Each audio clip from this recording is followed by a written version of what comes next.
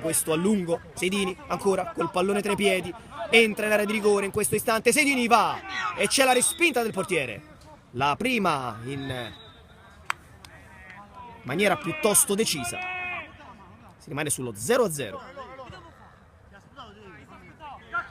Ciuffa con il destro, cerca subito la spinta in avanti, attenzione alla conclusione qui dell'attaccante che si gira e trova un calcio d'angolo dopo la deviazione dell'estremo difensore del Moccia.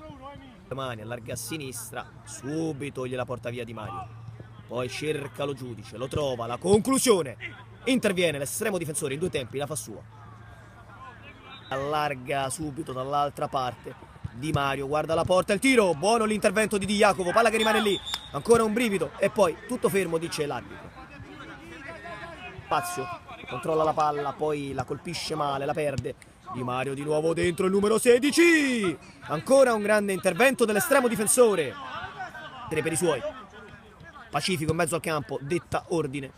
Poi il pallone, già nel reparto d'attacco dove Seidini allunga il tiro. E ancora un grande Di Jacopo questa sera però. Di un avversario poi fermato da Palombi che in realtà è un po' fortunato, la palla gli rimane lì, Seidini si gira, allarga Di Mario, attenzione alla conclusione di Jacopo ancora, è veramente un giocatore sensazionale. Adesso prova però Palermi a sinistra, Seidini dentro con l'esterno, basso, Di Mario arriva sul pallone, si gira, sinistro e grande intervento ancora dell'estremo difensore di Jacopo, veramente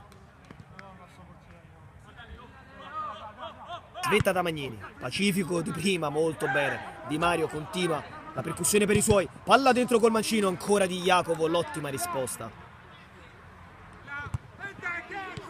Arriva Palombi, si rimane sulla tre quarti, la conclusione! E un'altra grande parata di Jacopo, poi la palla era finita sulla traversa, rimane lì e poi il colpo di testa al lato di poco.